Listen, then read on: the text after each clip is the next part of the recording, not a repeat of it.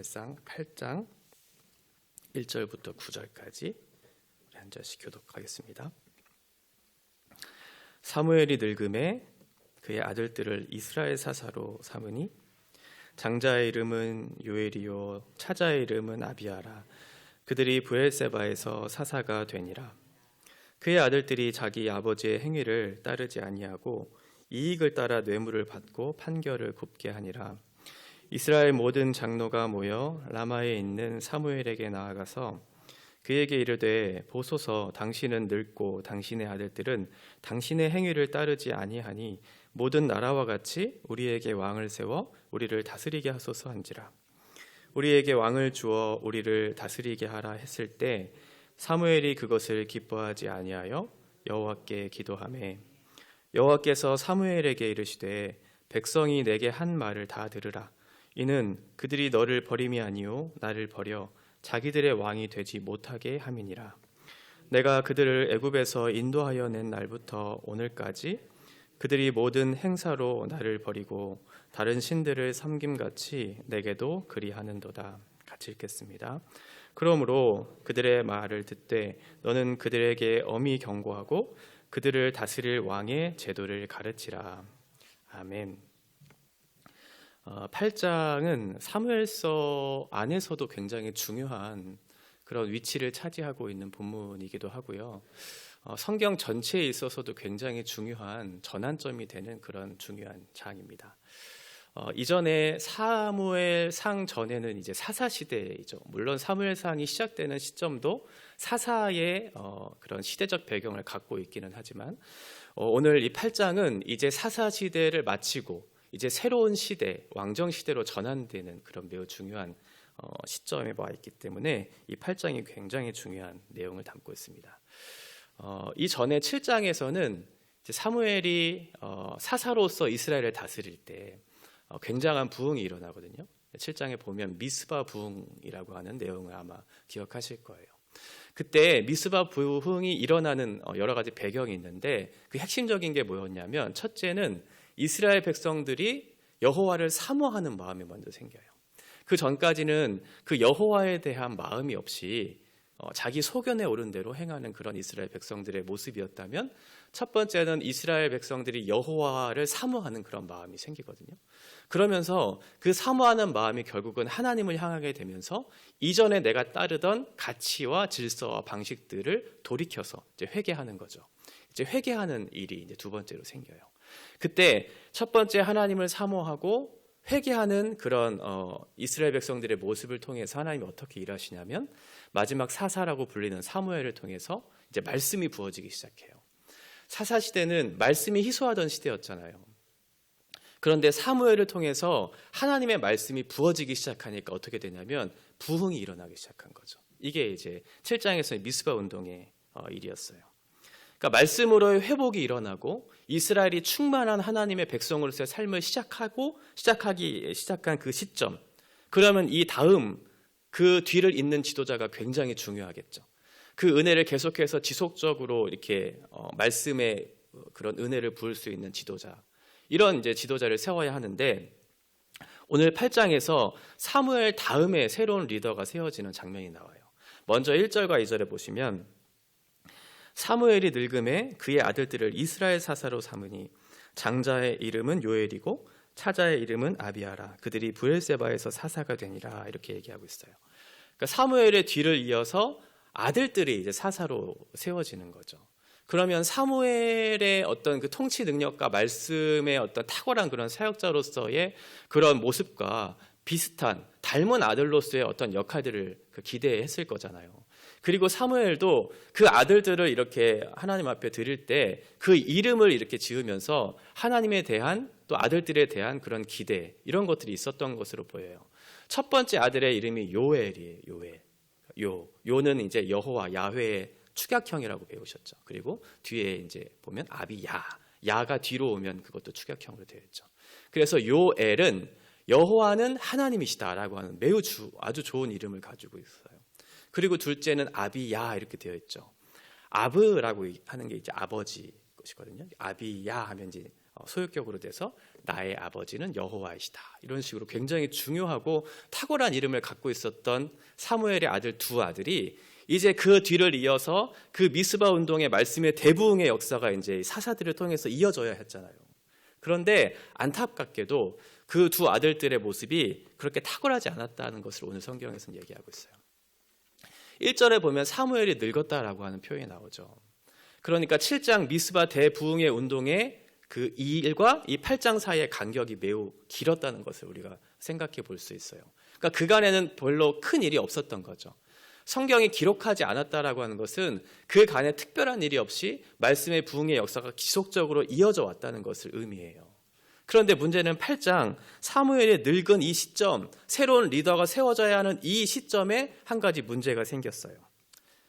그들의 모습을 보니까 어떻게 했냐면 3절에 이제 그 내용이 나오는데요. 새로운 지도자를 세워야 하는 매우 중요한 시점에 이스라엘 백성들과 장로들이 그 사사들을 보고 마음에 탐탁하지 않았던 거예요. 그래서 이렇게 요구하기 시작하죠. 우리를 다스릴 왕을 달라고 요구해요. 그게 이제 3절과 5절에 나와 있어요. 그 다음 슬라이드 넘겨주시면 3절에 보면 그의 아들들이 자기 아버지의 행위를 따르지 아니하고 이익을 따라 뇌물을 받고 판결을 굽게 하니라 이렇게 되어 있고요. 5절에 보면 그에게 이르되 보소서 당신은 늙고 당신의 아들들은 당신의 행위를 따르지 아니하니 모든 나라와 같이 우리에게 왕을 세워 우리를 다스리게 하소서 한지라. 이스라엘 백성들과 장로들이 지금 왜 왕을 세워달라고 했는가? 이유는 두 가지예요. 첫 번째는 3절의 내용이죠. 그 이유는 첫 번째 지도자의 타락이었어요. 그 아들들이 사무엘의 길을 따르지 않았다라고 하는 거죠. 이 사사라고 하는 이 말은 쇼페트라고 하는 말인데요. 이 말 자체에 정의와 공의를 행하는 사람이라고 하는 의미를 담고 있어요. 그러면 사사로서 올바른 판결을 해야 하는 그런 입장에 서 있는 사람이잖아요. 그런데 지금 사사인 아들들이 뭐 하고 있냐면 뇌물을 받고 굽어진 판결을 하기 시작했어요. 그러니까 정의와 공의를 세우지 않는 일을 이 사람들을 통해서 이루어지고 있는 그 현장을 이스라엘 백성들이 본 거죠. 정의와 공의를 행해야 하는 그 사사들의 모습에 이스라엘 백성들이 실망했고 백성들과 장로들이 우리에게 새로운 왕을 세워달라고 지금 요구하고 있죠. 어떻게 보면 굉장히 정당한 그런 요구인 것처럼 그렇게 느껴지죠. 3절 자체는. 지도자가 타락했기 때문에 올바른 지도자를 우리에게 세워주십시오라고 하는 그런 정당한 요구처럼 보인다라고 하는 거예요. 그런데 5절에 보면 5절에 뭐라고 얘기하고 있냐면 모든 나라와 같이 우리에게 왕을 세워 우리를 다스리게 하소서 이렇게 얘기하고 있다는 거예요. 그러니까 이스라엘 백성들이 봤을 때 이스라엘은 굉장히 작은 나라였잖아요. 힘도 없고. 그런데 주변 나라들을 보니까 굉장히 강력한 어떤 군대를 가지고 있었다고 생각했던 거죠. 강력한 군대를 가지고 나라를 정복하기 시작하는 그 모습이 부러웠던 거예요. 우리에도 강성한 그 힘을 길러서 그것들을 빼앗아서 우리의 소유를 삼아 우리도 부유한 그런 나라가 되자. 힘이 없는 나라가 아니라 우리 스스로 그것들을 자력으로 모든 것들을 이루어낼 수 있는 강력한 군대, 그것을 위해서는 강력한 통치자, 왕이 우리에게 필요하다고 생각했던 거죠. 그리고 세상 나라들을 보면서 그런 정치적인 제도가 너무나 훌륭해 보였다라고 하는 거예요. 일방적인 하나님의 통치 질서에 말씀으로 순종하는 것, 우리가 이해되지 않는 것에 순종하는 방식은 우리에게는 별로 좋지 않다. 그렇게 판단했던 거죠. 민주적인 절차, 정치적인 모든 제도 이런 것들을 우리가 잘 갖추어내서 또 강력한 군대를 이끌어내서 우리도 모든 나라와 같이 다른 나라와 같이 힘 있는 그런 나라를 세우는 것이 우리에게 좋겠다 판단을 해서 우리에게 왕을 세워주십시오. 이렇게 얘기했던 거죠. 두 가지의 이유였어요. 지도자가 타락한 것과 또 자기들을 위한 우리를 위한 왕을 세워달라고 하는 두 가지 이유에서 우리에게 왕을 세워주십시오. 우리를 다스리게 할 그 왕을 세워주십시오. 이렇게 요구했던 거죠. 이에 대해서 사무엘이 어떻게 반응했을까요? 사무엘이 6절에 보면 우리에게 왕을 주어 우리를 다스리게 하라 했을 때 사무엘이 그것을 기뻐하지 아니하여 여호와께 기도했다. 이렇게 얘기하고 있습니다. 사무엘이 들었을 땐 이스라엘 백성들 장로들이 와서 요구하는 그 내용이 별로 탐탁치 않았던 거죠. 정당해 보이지 않았던 거예요. 그래서 기뻐하지 않았다라고 하는 이 라아는 악한 의미를 담고 있거든요. 그러니까 이스라엘 백성들이 요구하는 그 일 자체는 악한 일이라고 생각했던 거죠. 그 마음의 내 동기와 목적 자체가 선하지 않았다고 판단했다는 거예요. 왜냐하면 그 왕을 세워달라고 하는 것은 결국 뭐냐면 하나님 대신 내가 그 왕을 세워달라고 하는 거거든요. 이건 하나님의 통치를 거부하는 거예요. 지금 하나님의 통치 질서에 순종해야 될 이스라엘 백성들이 하나님의 말씀에 순종하기를 거부하는 그 의미에서 우리에게 왕을 세워달라고 하는 거예요. 우리가 원하는, 우리가 바라는 그 나라를 세워줄 그 왕을 세워주십시오 라고 얘기하고 있죠. 지금 사무엘과 같은 탁월한 지도자를 이스라엘에게 주셨잖아요. 그러면 그 사무엘의 탁월한 그 지도력을 보면서 감사하고 그것들에 순종하면서 자신의 나라를 이렇게 이끌어 가시는 하나님 앞에 순종의 열매를 드려야 하는 그 이스라엘 백성들. 그러면 계속해서 그 통치 질서에 순종하고자 하는 마음이 있어야 할 텐데 그게 마음에 안 들었던 거예요. 하나님의 말씀과 내 생각이 계속해서 부딪히는 거죠.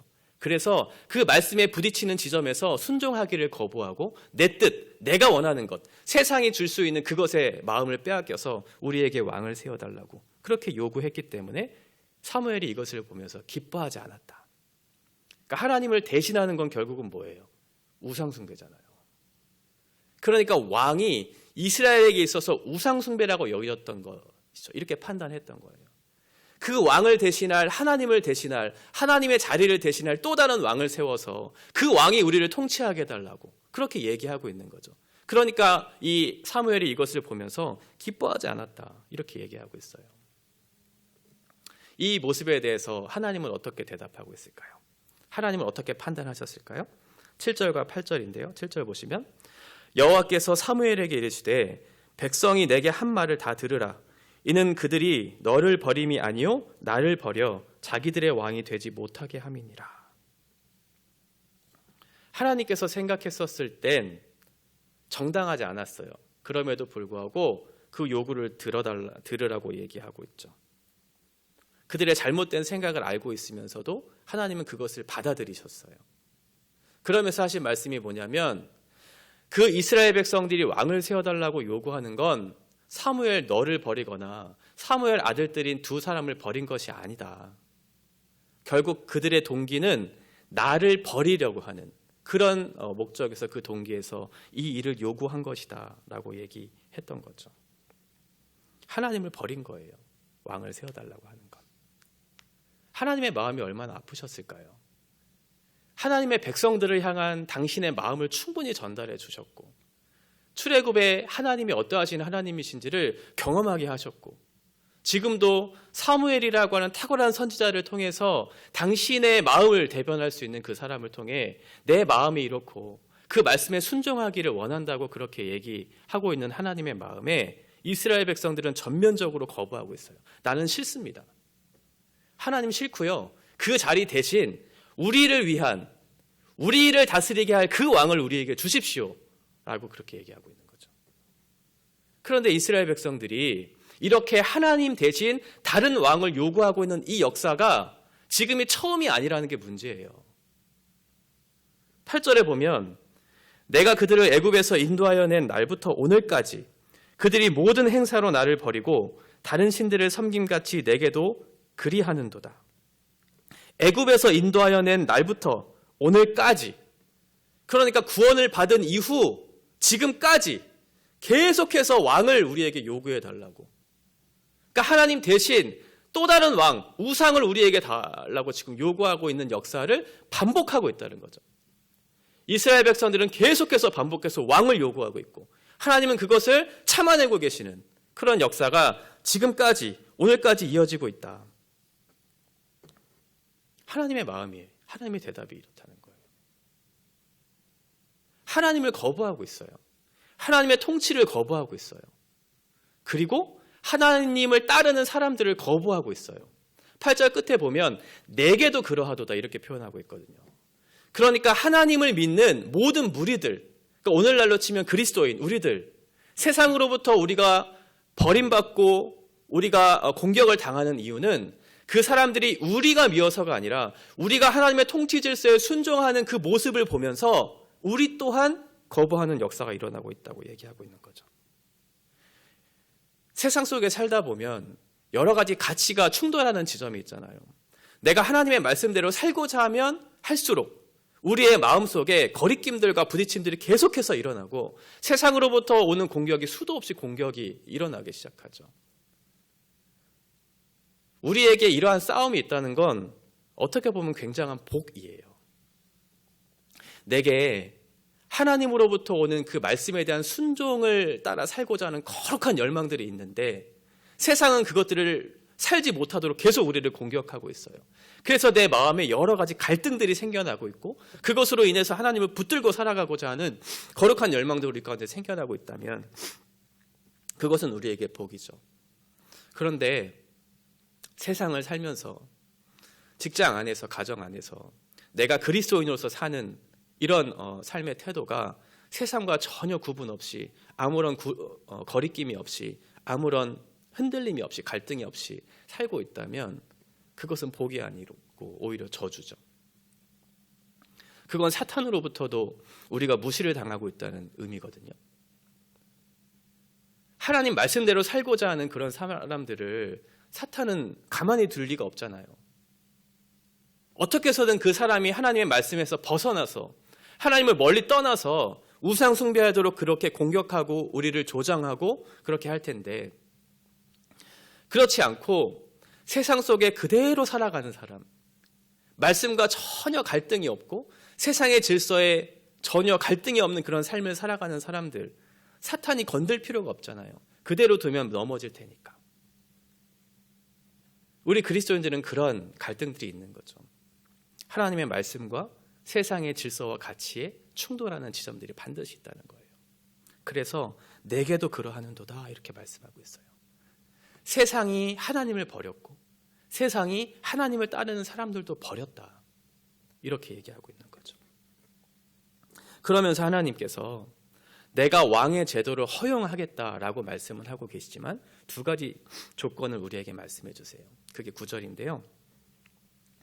그러므로 그들의 말을 듣되 너는 그들에게 엄히 경고하고 그들을 다스릴 왕의 제도를 가르치라 이렇게 얘기해요. 내가 그 요구를 들어주기는 할 텐데 두 가지 요구가 있다.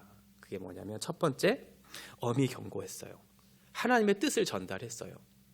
하나님의 뜻을 전달했으면 그 말씀에 순종하라라고 하는 의미가 담겨져 있죠. 내가 그 요구를 들어줄 텐데 첫 번째, 하나님의 말씀인 내 말씀을 네가 순종해라. 두 번째는 뭐냐면 그 순종의 내용이 뭐냐면 왕의 제도를 가르쳐 주겠다라고 하는 거예요.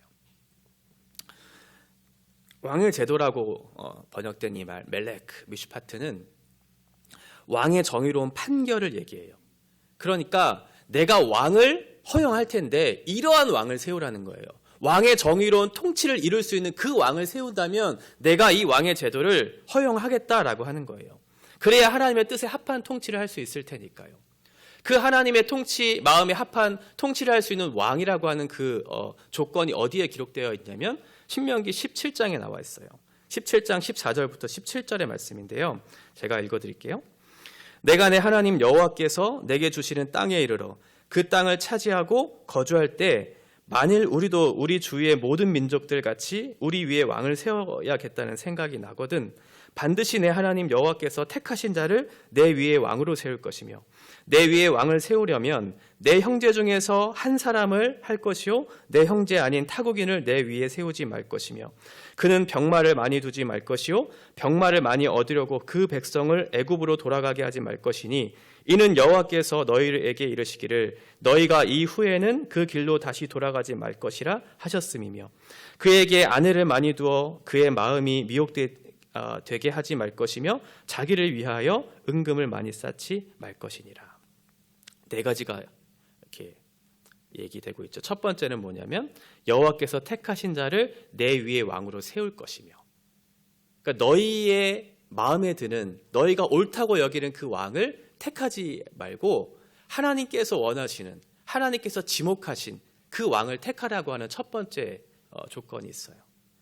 그리고 두 번째는 뭐냐면 병마를 많이 두지 말 것이라. 그의 군대를 의지하지 말라는 거잖아요. 그렇죠? 하나님께서 너를 지키시고 보호하시고 인도하시는 그 하나님을 의지하라고 하는 그 두 번째 조건.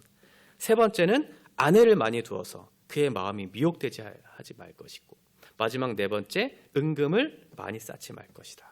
이게 왕의 조건이었어요. 왕을 세워라. 왕을 세우는 건 좋은데 이 네 가지 조건에 충족한 왕을 세워라 라고 얘기하고 있는 거죠. 그래야 그 왕을 통해서 하나님의 통치를 바르게 실현시킬 수 있을 테니까요. 이렇게 왕을 세웠어야 했는데 이스라엘 백성들은 그렇게 왕을 세우지 않았죠. 우리가 역사를 통해서 배울 수 있는 것처럼. 그러면서 하나님께서 한 가지 경고를 하시는 게 뭐냐면, 너희가 만일 그렇게 내가 원하는, 내가 말하는 그 왕을 세우지 않는다면 기존의 왕들처럼 너희를 통치하게 될 것인데 너희 괜찮냐라고 그렇게 물어요. 그게 뭐냐면, 기존의 왕들은 어떻게 해요? 그 백성들의 생명을 착취하죠. 재산을 착취하죠. 그들의 노동력을 억압하죠. 그래서 그 왕의 그런 이익을 위해서 도구화하는 그런 일들을 세상 왕들은 한다는 거예요. 이게 일반적인 너희가 원하는 그런 왕들의 모습인데 너희 그렇게 해도 괜찮겠냐고 물어요. 정의를 세우는 일에는 관심이 없어요. 노동력을 착취하고 억압하는 일에만 관심이 있어요. 그런데 너희 괜찮겠어? 라고 물어요. 그게 뒤에 있는 내용에 나오거든요. 한글 성경에는 잘 이 표현이 나오지는 않지만 반복해서 똑같은 단어를 사용하면서 이 너희들이 세우고자 하는 왕의 제도가 왜 잘못됐는지를 설명해줘요. 11절에 보면 그가 너희 아들들을 데려다가, 13절 너희의 딸들을 데려다가, 14절 너희의 밭과 포도원과 감람원에서 제일 좋은 것을 가져다가 너희의 노비와 가장 아름다운 소년과 나귀들을 끌어다가, 이 네 가지의 말이 다 똑같은 단어 라카흐라고 하는 말이 다 사용되었어요. 이건 빼앗는 거예요. 너희가 원하는 그 왕을 세우면 너희의 아들과 딸 다 빼앗길 거야. 너희가 원하는 그 왕을 세우면 너희가 가장 좋은 것으로 여기는 밭과 포도원과 감람원 빼앗길 거야. 나귀들, 소년들 다 빼앗길 거야. 이렇게 얘기하고 있어요. 그런데 괜찮겠어? 라고 묻는 거죠. 내가 원하는, 내가 요구하는 그 조건들을 따라 왕을 세우면 내가 그것들을 허용해서 내 마음에 합한 통치를 할 수 있을 것이라고 말씀했는데, 만일 너희가 그렇게 하지 않고 너희가 원하는 우리의 왕을 세워달라고 얘기하면 이렇게 될 거라고. 아들, 딸들 다 빼앗길 거고 너희 재산들 다 빼앗길 거다. 너희 착취당할 거다. 억압당할 거다. 정의와 공이 세워지지 않을 거다. 그런데 괜찮겠냐고 묻는 거죠. 이게 하나님의 경고예요. 18절에 보면 그날에 너희는 너희가 택한 왕으로 말미암아 부르짖되 그 날에 여호와께서 너희에게 응답하지 아니하시리라. 그 날이 언제예요? 잘못된 왕의 통치를 받고 있는 그때. 그 날에 그 왕으로 말미암아 너희가 부르짖게 될 것이다.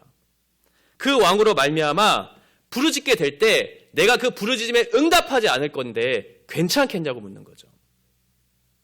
너희들 고통을 당할 거야. 착취와 억압을 당할 거야. 공의와 정의가 세워지지 않는 그런 불행한 나라를 너희가 경험하게 될 거야. 그래도 괜찮아? 그 고통 속에서 너희가 울부짖을 건데, 근데 나는 그 응답 하지 않을 건데 괜찮겠냐고 묻는 거죠. 이스라엘 백성들이 어떻게 대답했을까요?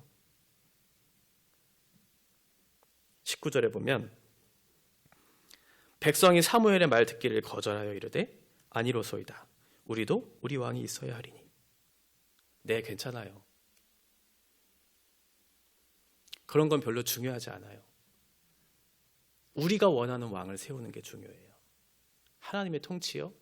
별로 필요 없어요. 우리가 원하는 것을 지금 주세요. 우리가 원하는 그 왕을 주세요. 그 왕이 우리를 다스리게 해주세요. 이게 백성들의 요구예요. 여전히 자기 소견에 오른 대로 그 사사기적 생각을 버리지 않아요. 하나님 말씀이요? 모르겠고요. 그 말씀은 상관없고요. 내 생각, 내 뜻이 중요해요. 여전히 자기 중심성을 꺾지 못하고 우리가 요구하는 것, 자기 판단을 꺾지 않고 내려놓지 않는 이스라엘 백성들의 모습. 하나님 분명히 말씀하셨거든요. 걱정하셨잖아요. 너희들 그렇게 될 건데 괜찮겠어? 너희들 고통당할 건데 괜찮겠어? 네, 괜찮아요. 그런 건 다 필요 없고요. 우리 왕 세워달라니까요. 우리 왕 좀 세워주세요. 더 아픈 현실은 뭐냐면 이게 8장에서 끝나지 않는다는 거예요. 8장에서 이만큼 얘기했잖아요. 근데 사무엘상을 쭉 읽어가면 똑같은 말이 반복돼요. 10장 19절에 보면 너희의 하나님을 오늘 버리고 이러기를 우리 위에 왕을 세우라. 너희 하나님 버리고 우리 위에 왕을 좀 세워달라고. 12장 12절 너희의 하나님 여호와께서는 너희의 왕이 되심에도 불구하고 너희가 내게 이르기를 아니라 우리를 다스릴 왕이 있어야 하겠다 하였도다. 이후에도 계속 왕을 요구하죠. 출애굽한 이후에 오늘에 이르기까지 계속해서 이스라엘 백성들은 하나님 대신 다른 왕을 세워달라고 요구하고 있었는데 하나님께서 이 마음을 보시고 분명하게 경고하셨음에도 불구하고 또다시 반복해서 얘기해요. 우리를 다스릴 왕을 세워주십시오. 그 왕이 우리를 다스릴 수 있도록 좀 허락 좀 해주십시오. 바뀌지를 않아요. 이게 이스라엘의 역사이죠. 오늘 본문에 이스라엘의 지금 현재의 문제는 세 가지였어요. 첫 번째는 사명이 결여되어 있어요. 하나님께서 사무엘을 통해서 미스바 대부흥의 역사를 주셨잖아요. 말씀의 역사가 일어나고 있잖아요. 그 통치 아래 있는 그 시대를 계속해서 이어져 와서 그 사무엘의 대를 이을 훌륭한 그 리더를 세워달라고 요구했었어야 했는데, 그리고 그 사명을 잘 감당했었어야 했는데 그 뒤를 잇는 두 아들들 요엘과 아비야 지금 뭐하고 있냐면 뇌물을 받고 잘못된 판결을 하면서 자기의 갈고리로 백성들의 돈을 취하고 있는 그런 어리석은 일을 하고 있는 거죠. 내부적인 그런 압제 속에 있는 백성들을 돌봐야 하는 그 지도자가 외부적인 공격으로부터 보호하고 그들을 지켜야 할 그 리더가 뭐하고 있냐면 자기의 사사로운 이익을 위해서 백성들을 착취하고 있는 그 일을 하고 있다는 거죠. 그 부르심에 합당한 모습이 없었던 거예요. 두 번째는 배은망덕. 하나님께서 은혜를 주셨어요. 출애굽에 풍성한 은혜를 주셨고 당신의 사랑하는 그 백성들을 향해 그 마음에 합한 사무엘이라고 하는 탁월한 지도자를 주셔서 말씀의 부흥을 우리에게 허락하여 주셨음에도 불구하고 그 은혜를 저버리고 그 은혜에 대해서 정당한 반응을 하지 않고 있죠. 필요 없어요. 마지막 세 번째는 말씀을 무시하고 있죠. 하나님 분명하게 반복해서 얘기했거든요. 너희들 이렇게 하면 안 된다고 얘기했어요. 너희들 그렇게 되면 반드시 고통을 당할 거라고. 그거는 너희가 저주를 당할 거라고 하는 하나님의 경고가 아니잖아요. 그걸 듣고 돌아오라는 거잖아요. 돌아오지를 않아요.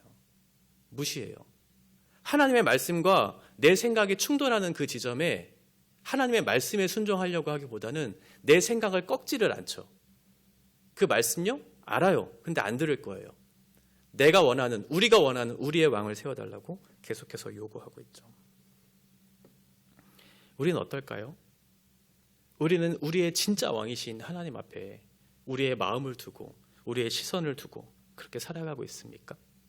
정말 우리의 마음을 다하고 우리의 시선을 두어야 할 매우 중요한 이 시점에 이스라엘에게 있어서 가장 중요한 전환점이 되는 그런 시대였지만 오늘날 우리들도 마찬가지잖아요.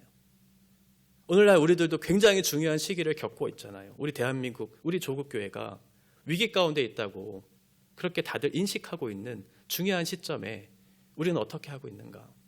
우리의 부르심에 합당한 그 자리를 지켜내기 위해서 그렇게 살고 있는가?